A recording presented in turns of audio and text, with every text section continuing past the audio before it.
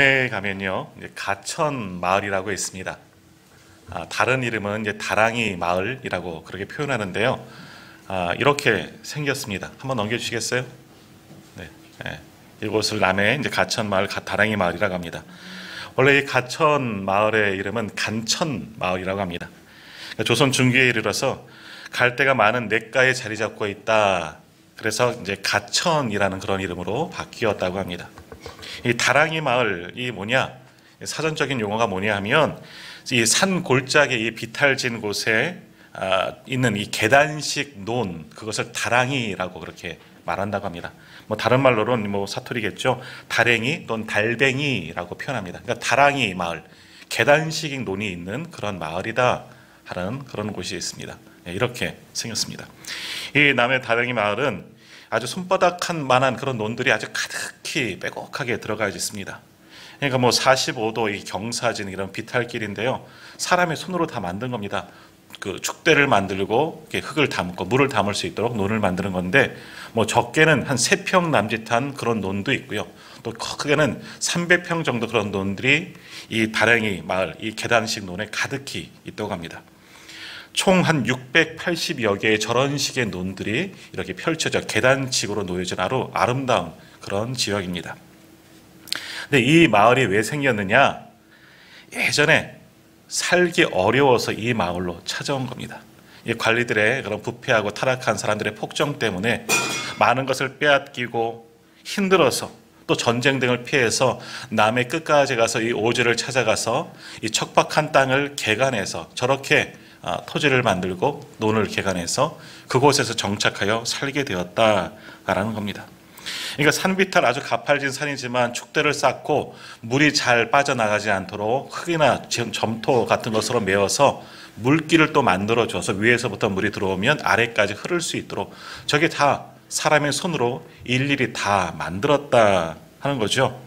지금도 여전히 저 보는 것처럼 농사를 짓고 있습니다. 근데 지금도 다른 곳에서는 현대식 기계식 농사를 짓지만 여기는 기계가 들어갈 수 없습니다.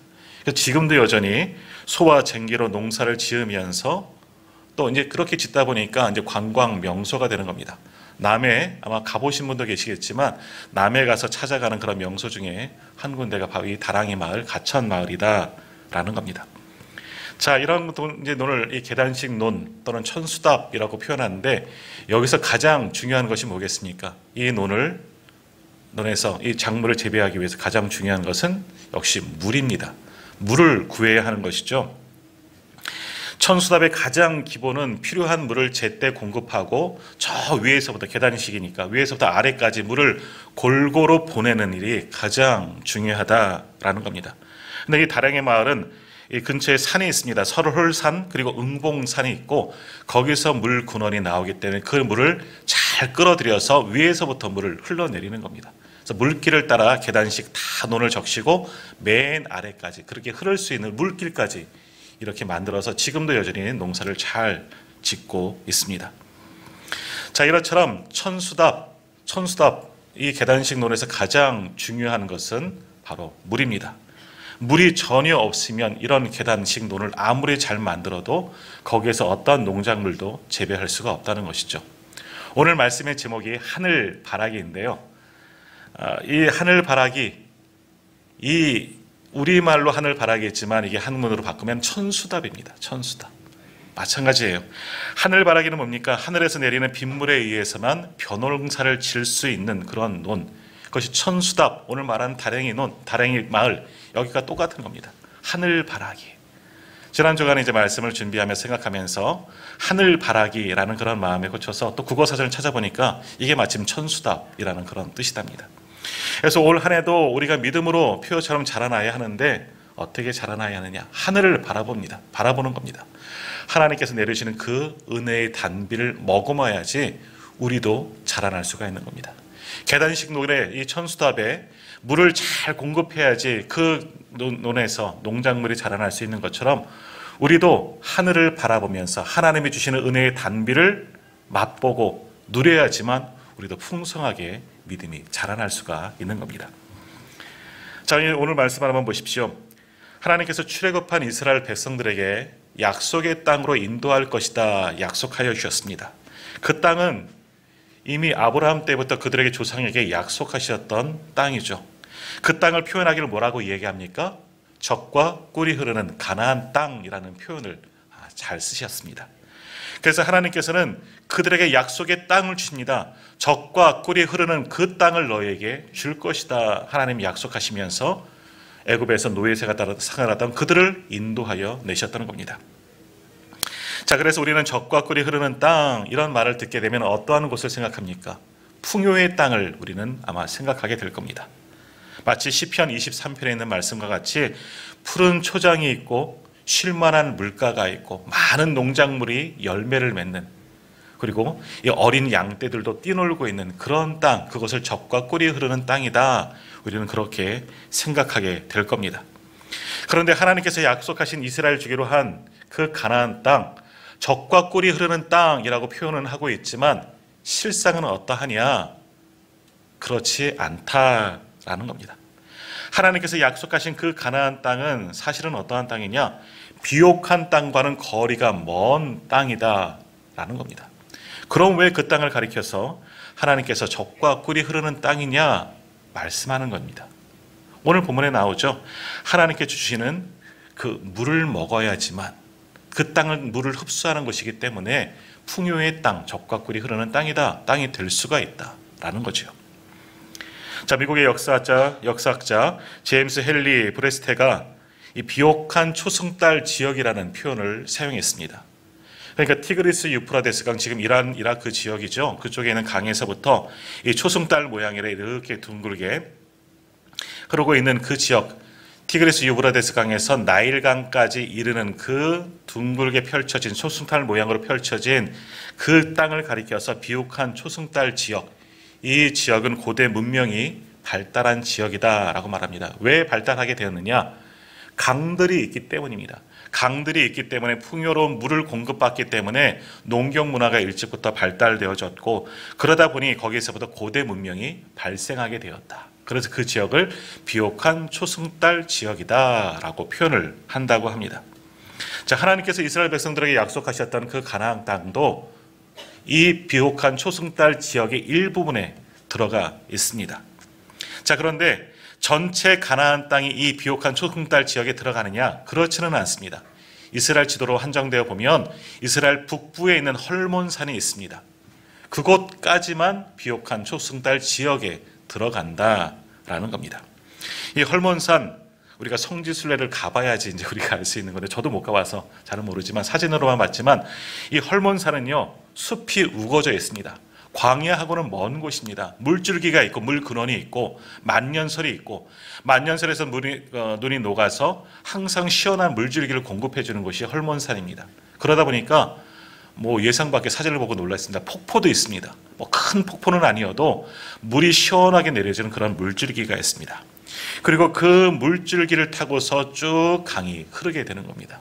그러니까 그 사진만 보면, 이 헐몬산만 보면 하나님께서 약속하신 젖과 꿀이 흐르는 땅이 맞구나 하는 생각을 하게 되지만 거기까지입니다.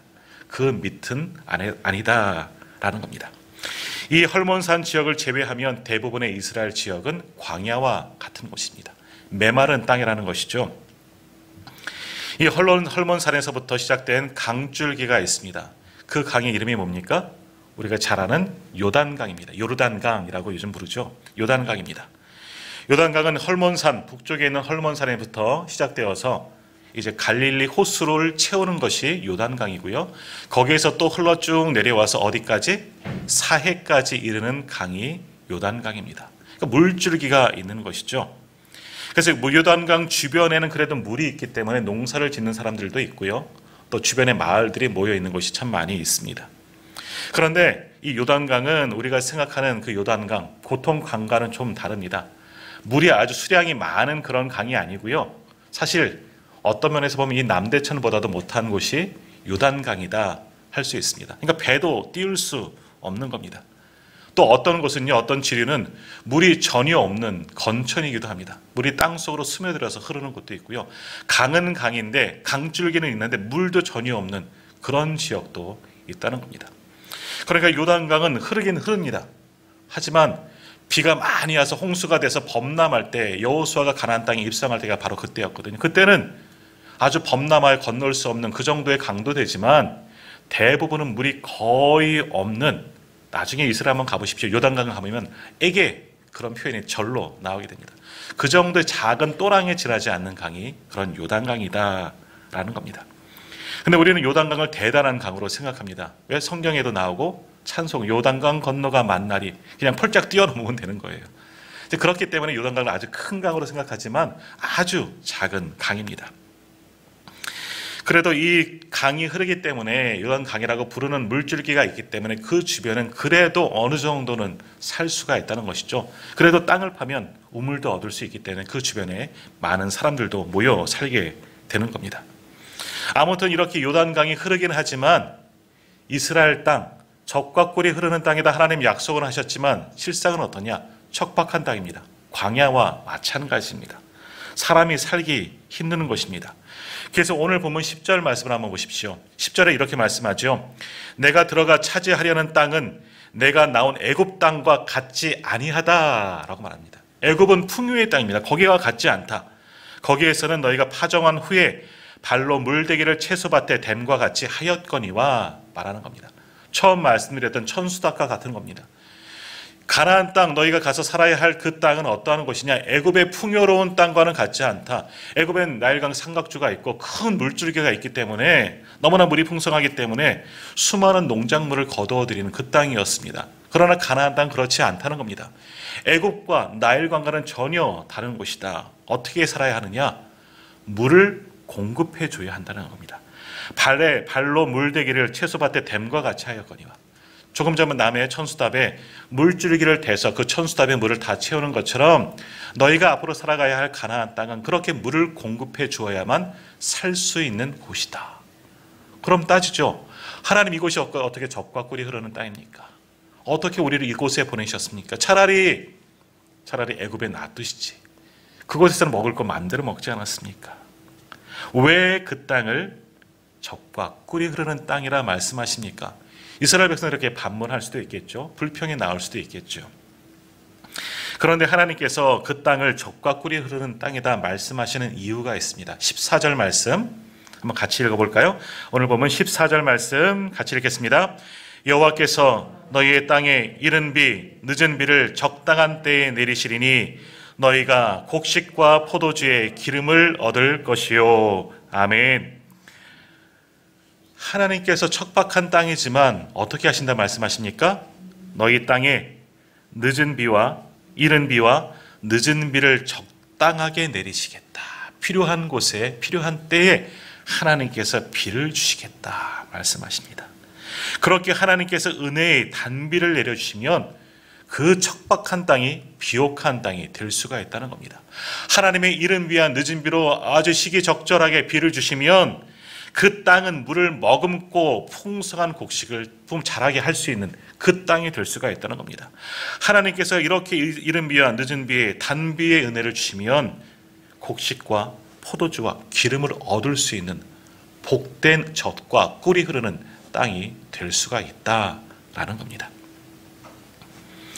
자, 그러면 하나님께서 때를 따라 이렇게 은혜의 단비를 주신다, 이른 비와 늦은 비를 주신다 말씀하시는데 언제 하나님이 그 비를 주시느냐? 우리는 알 수 없죠.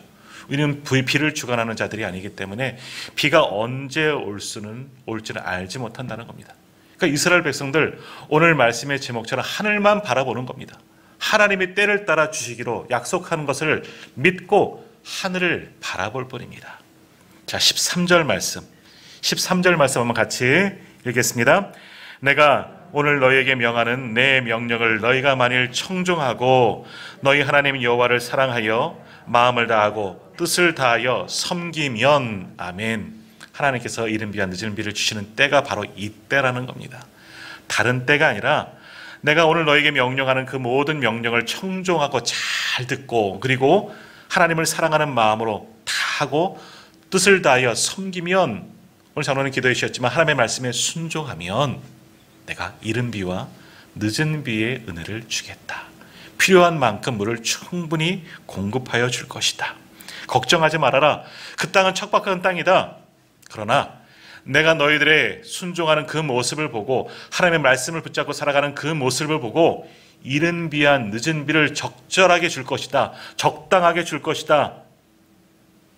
내가 은혜의 단비를 줄 것이니까 염려하지 마라. 그러면 어떠한 땅이 될 수 있다? 젖과 꿀이 흐르는 풍요의 땅이 될 수 있다.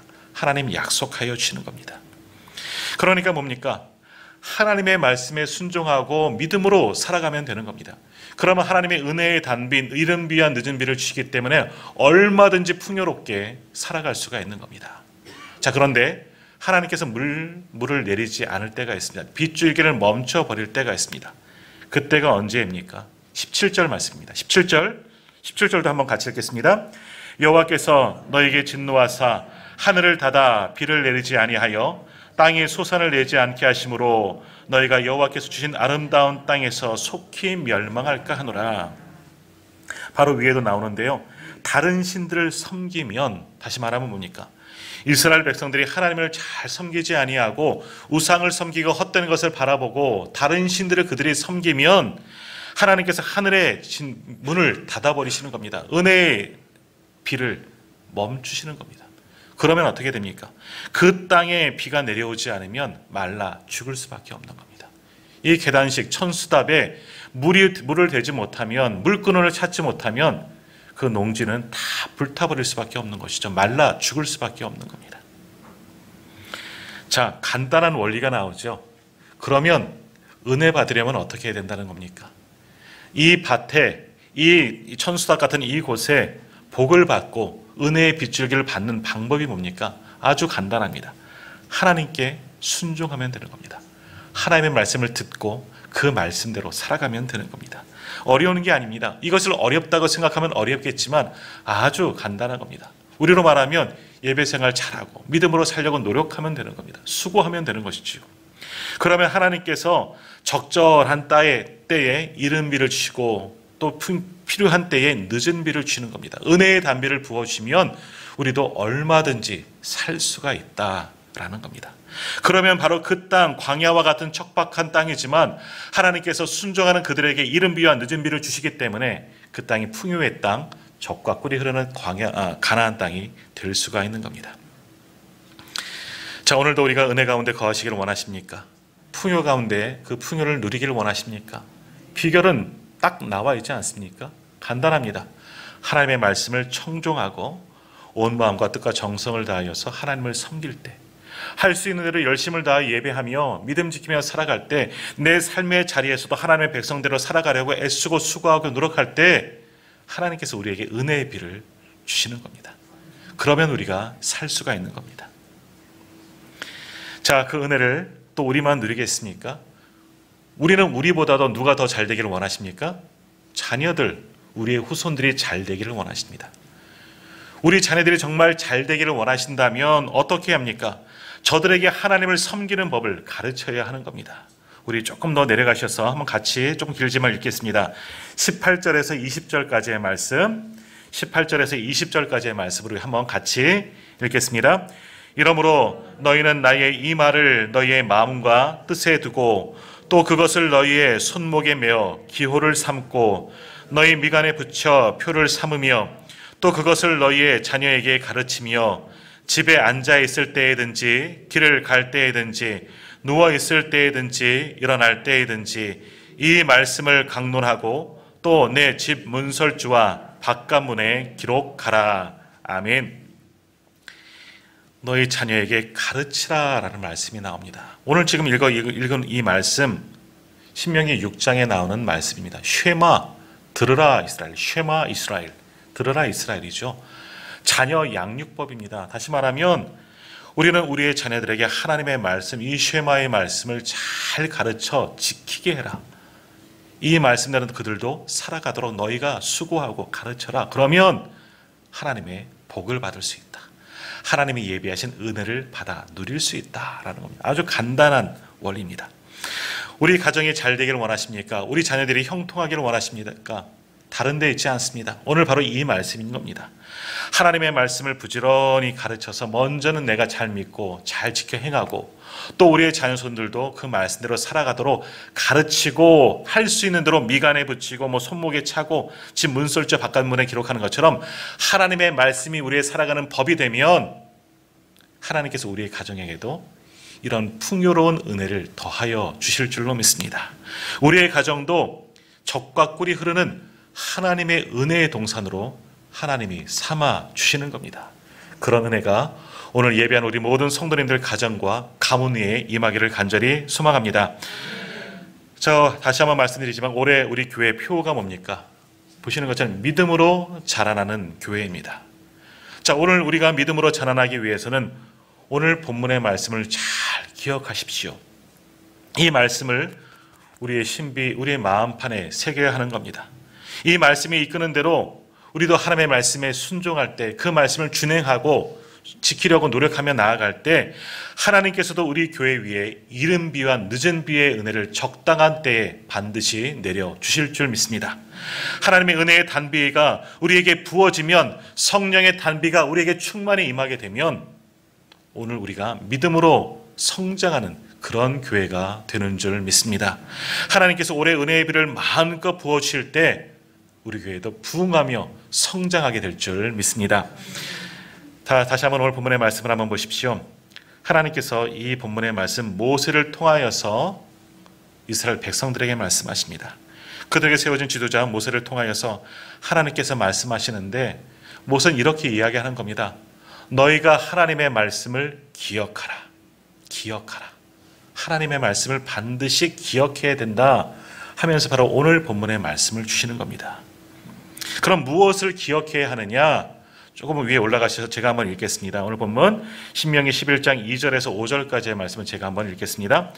너희의 자녀는 알지도 못하고 보지도 못하였으나 너희가 오늘날 기억할 것은 너희의 하나님 여호와의 교훈과 그의 위엄과 그의 강한 손과 펴신 팔과 애굽에서 그 왕 바로와 그 전국에 행하신 이적과 기사와 또 여호와께서 애굽 군대와 그 말과 그 병거에 행하신 일 곧 그들이 너희를 뒤쫓을 때에 홍해물로 그들을 덮어 멸하사 오늘까지 이른 것과 또 너희가 이곳에 이르기까지 광야에서 너희에게 행하신 일과 이것들을 기억하라 말씀합니다. 하나님 통해서 모세를 통해서 하나님의 말씀을 전하시는데 너희가 하나님께서 행하신 모든 일들을 기억하라 라고 말씀합니다. 하나님께서 출애굽할 때에 애굽에 내렸던 모든 하나님의 위엄, 그들을 치신 모든 일, 10가지 재앙을 내리신 그 모든 행한 그 이적을 너희가 기억해라. 그리고 홍해에서 애굽 군대와 그 말과 병거를 다 수장하신 일, 너희가 마른 땅을 건너 그 바닷길을 건넌 일, 그것도 기억하라. 또 광야에서 이 40년간 메추라기와 만나로 먹이신 그 모든 일을 기억하라. 그리고 옷 한 벌 헤어지지 않도록 여기까지 인도하신 하나님의 은혜를 기억하라. 불기둥, 구름기둥으로 여기까지 인도하셨던 하나님의 인도하심을 기억하라. 그리고 너희가 불순종하여서 땅이 갈라져 삼킨 바 되었던 그 일도 기억하라. 하나님이 행하신 놀라운 그 모든 일들을 기억하라 라고 선포합니다. 이 모든 것들은 그들 조상들에게서 들었던 이야기는 아닙니다. 오늘 우리는 이 성경을 통해서 과거에 하나님께서 행하셨다는 것을 말씀을 통해서 보지만 지금 이 말씀을 듣는 이스라엘 백성들은 실제로 목격한 겁니다. 그들의 눈앞에서 이루어진 하나님의 역사를 그들은 보았습니다. 들어서 안 것이 아니라 그들은 직접 몸으로 눈으로 보고 체험했다는 겁니다. 그렇게 행하신 하나님이 하신 일을 기억하라. 하나님의 은혜 주셨던 그 모든 일을 너희가 다 기억하라 라고 말씀하시는 겁니다. 7절 말씀도 한번 보십시오. 너희가 여호와께서 행하신 이 모든 큰 일을 너희의 눈으로 보았느니라. 다른 나라 다른 사람들의 이야기가 아니야. 너희가 지난 40년 동안 친히 보지 않았느냐, 경험하지 않았느냐, 하나님께서 너희에게 행하신 그 모든 일들을 기억하라 라고 말씀하시는 겁니다. 그런데 이들은 하나님의 이 놀라운 일들을 정말 경험하고 보았습니다. 이 말씀대로 잘 기억하면 되는 겁니다. 기억하고 하나님께서 우리에게 은혜를 이렇게 부어주셨구나. 그것을 기억하고 하나님의 말씀에 순종하고 하나님께 돌아가면 되는데, 그런 이른 비와 늦은 비의 은혜를 받을 수 있는데 문제는 뭐겠습니까? 이들이 기억하지 못하는 데 있습니다.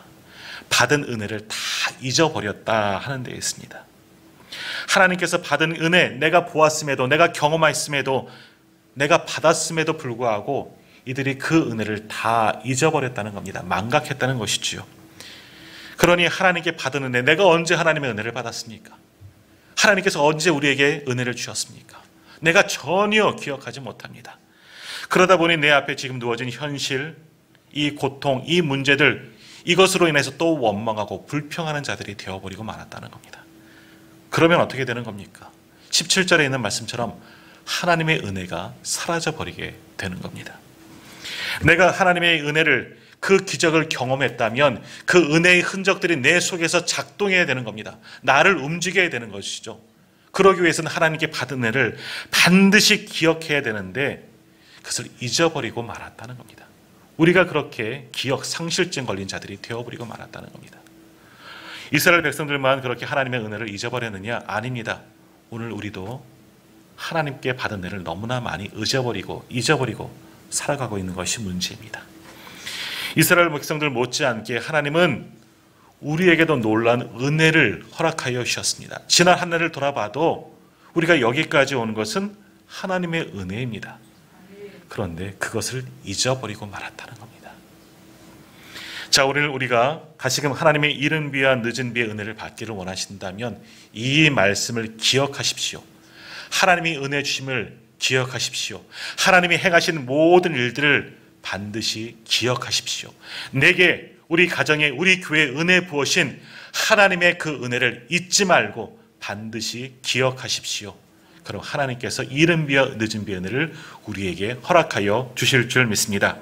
두 번째로, 우리가 하나님의 이른 비와 늦은 비의 은혜를 받기를 원하신다면 하나님의 말씀에 순종하십시오. 다시 한번 본문 1절, 신명기 11장 1절 보십시오. 그런즉 내 하나님 여호와를 사랑하여 그가 주신 책무와 법도와 규례와 명령을 항상 지키라. 8절 보십시오. 그러므로 너희는 내가 오늘 너희에게 명하는 모든 명령을 지키라 말씀합니다. 순종하라. 하나님을 사랑하는 마음으로 받은 은혜를 기억하며 하나님을 사랑하고 그 말씀에 순종해라. 그러면 하나님이 이른 비와 늦은 비 우리에게 은혜를 마음껏 부어줄 것이다 약속하여 주셨다는 겁니다. 그러므로 올 한 해 우리의 믿음이 풍성하게 자라기를 원하신다면 바로 이 두 가지 비밀, 이것을 반드시 기억하십시오. 하나님께 받은 은혜를 기억하십시오. 하나님의 말씀을 순종하십시오. 그러면 우리에게 은혜가 부어지게 되는 겁니다. 그럴 때 하나님이 우리에게 이른 비와 늦은 비의 은혜를 주십니다. 우리가 필요한 대로 적절한 때에 놀랍도록 채워주시는 겁니다. 풍성히 자라나도록 넘치는 은혜를 우리에게 부어주시는 겁니다. 오늘 우리는 하늘 바라기가 되어져야 합니다. 늘 하늘을 바라보면서 하나님의 은혜의 단비를 기대하십시오. 그리고 하나님을 사랑하는 마음으로 하나님이 행하신 모든 일들을 기억하고 하나님의 말씀에 순종하십시오. 그럼 오늘 약속하신 이 은혜의 단비, 이른 비와 늦은 비를 우리에게 주는 그 은혜를 2022년 한 해 우리에게 부어 주실 줄 믿습니다. 그 은혜를 경험하고 더 많은 것을 하나님께 감사하며 우리가 하나님의 기쁨이 되어지는 우리 오늘의 모든 교우들 다 되시기를 주님의 이름으로 축복합니다.